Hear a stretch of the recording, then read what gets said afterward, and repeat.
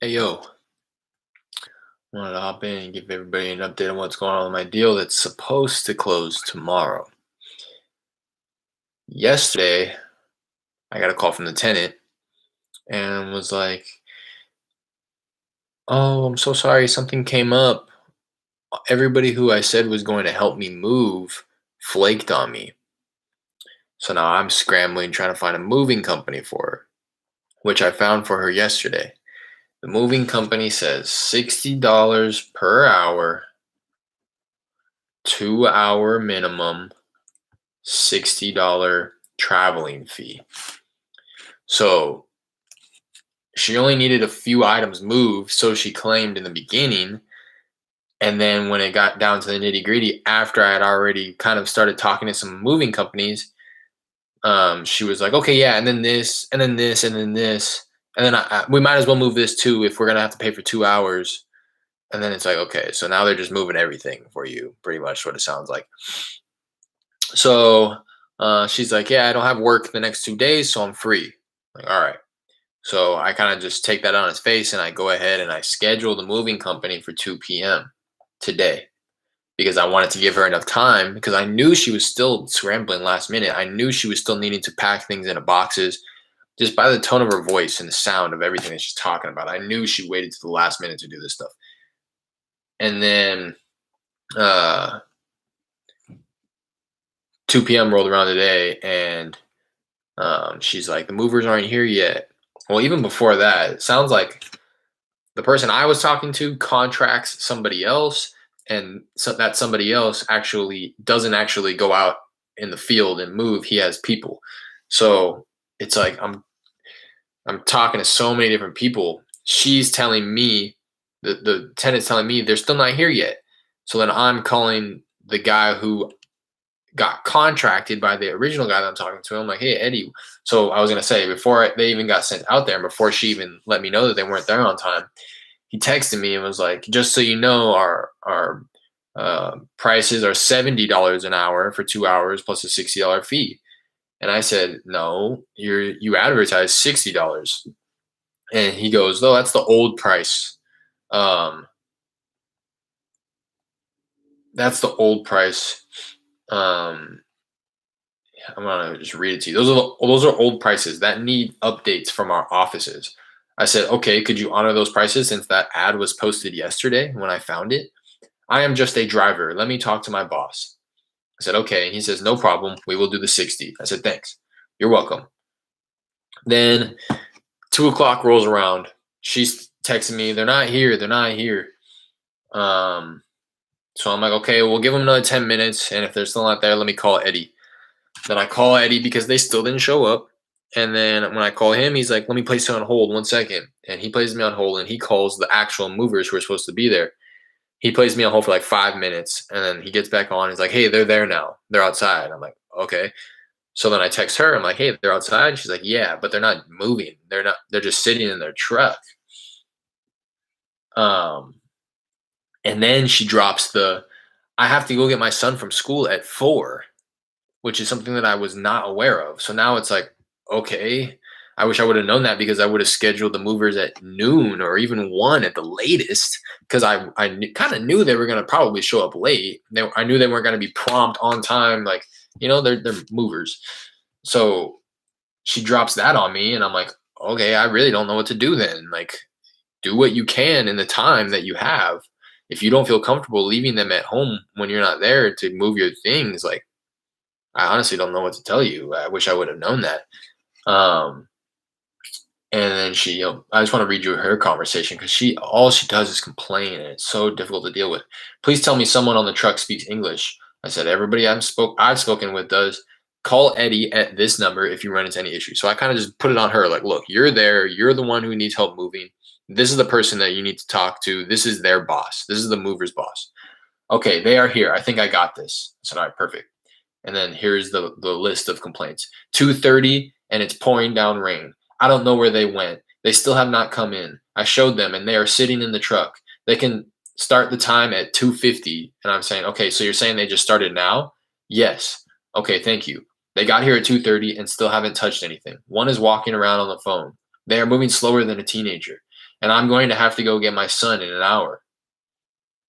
I said, is there any area that you could place the things you want moved so that they can continue without you? That's what I was thinking. Maybe they can like bring the things outside so that they're not having to go in and out of the house. They can just continue loading and unloading. Um, yeah, not. I said that way they're not going in and out of the place while you're gone. She says not without getting wet. Well, the black box is on the truck, and that's like the one thing. And so I called Eddie and I'm like, yo, what's going on, man? Like, what are you talking about? $70. Or, okay. And then I figure out what she's talking about with that guy who's standing outside on the phone. He texts me and he says, my friend, we will have to do $70 per hour. The house is dirty and dusty. The movers are demanding more pay. And I call him and I'm like, what are you talking about, man? Like, why are you playing with my money? Like, this isn't, let's talk about it. And when we get out there, let's come up with a price. If that's something that you need to consider, you need to put that in the ad. You need to say 10, possibly up to $70, depending on the condition of the home. These are the old prices. Like, don't, this is a horrible business, man. I let them have it. I was letting them know, hey, look, man, to be honest, I was looking forward to continuing to bring you guys business, but this is bullshit. Like, you're playing with my money, and not only did you show up an hour late, but you decided only at that point it was reasonable to call me or text me and try to demand more money. That's not how I do business, man. I wish I had the time and the luxury to say go home. I don't want your guys' help anyways, but I have to because she waited to the last minute, and now I kind of have to do whatever. And I said, look, I'll pay you $70 per hour for 2 hours if they move quickly and get it done by 4 p.m., which was only 1 hour of work for them. But I said the woman has somewhere to be at 4, which is why I asked that they get there at 2. If they can't get it done by 4, I think it's only fair that I pay for 1 hour. We work for a minimum of 2 hours, and also many items are not packed.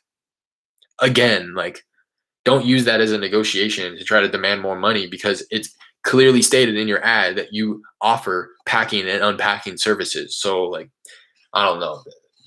This moving company really rubbed me the wrong way today, and it's really frustrating because she is not taking responsibility. She's not like, I can't do anything. I can't do anything from my end. She's there with these people. She needs to be telling them, "Hey, let's go, let's move, let's go." Like, but put a little pep in your step. Like, this is the thing that I need moved. Let's move that to the truck. Like, she needs to be facilitating that stuff. She can't just like let them. She's like, they're moving slow as teenagers. So okay, we'll say something. Like, look, I'm paying you guys by the hour. I need you guys to pick up the pace a little bit, and like, I can't be there to say that. And not only can I not be there to say that, but I can't even tell the workers directly because I'm only in communication with their boss. So like, we would have to play telephone and waste 15 minutes before the message even got delivered. And you know what I mean? So that's bothersome. I don't even know if she's going to be able to get that stuff moved out. And then I just got a text from my buyer right now, who I talked with yesterday, and he confirmed that we were good to go to close tomorrow. And now he just texted me saying, Derek, are we good to set a time for the closing on Friday? The tenant is out yet? Question mark. And I'm going to text him back saying,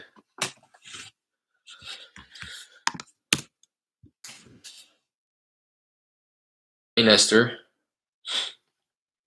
the tenant is moving her belongings out right now and planned to hand over the keys tomorrow.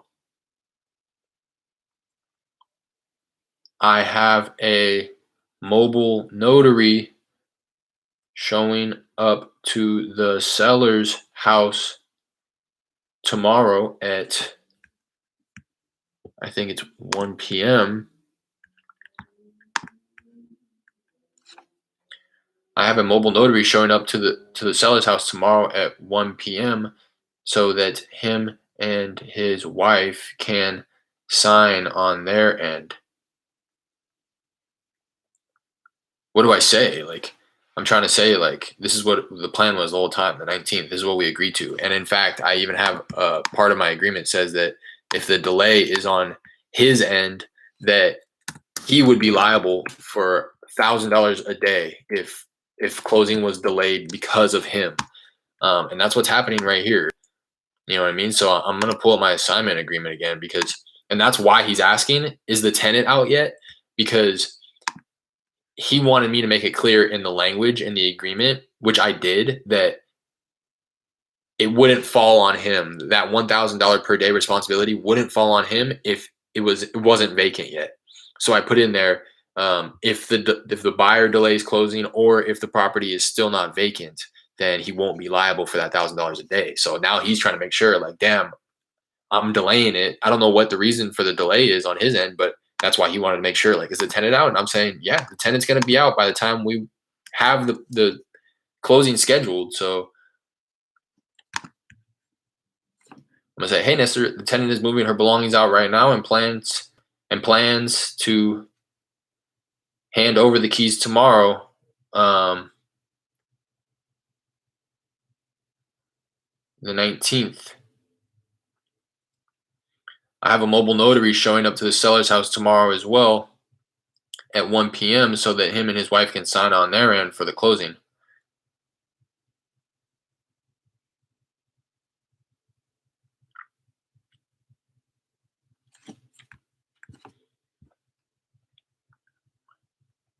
Are you unable to close tomorrow?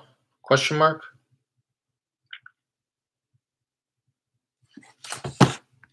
Man, you can probably hear it in my voice how frustrated I am. Because this is honestly BS.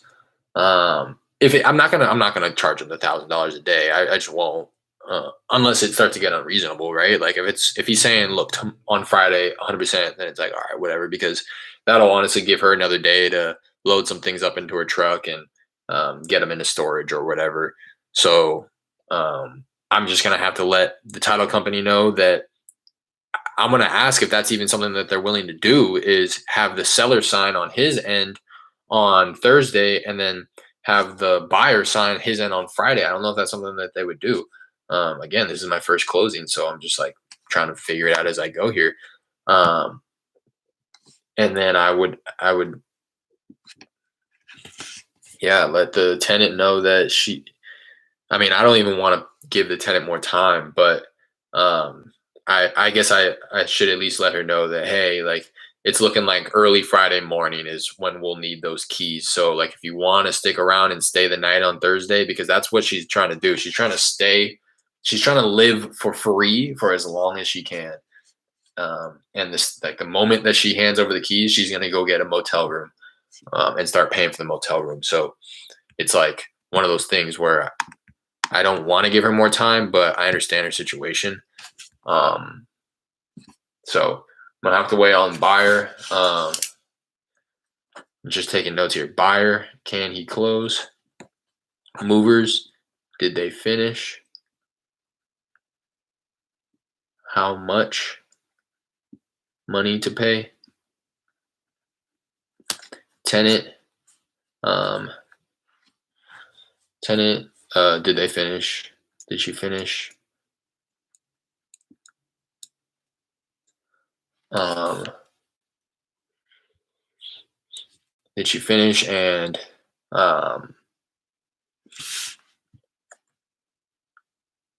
let her know of delayed closing if applicable. Title, um, discuss closing, determine if seller can sign tomorrow and buyer on Friday.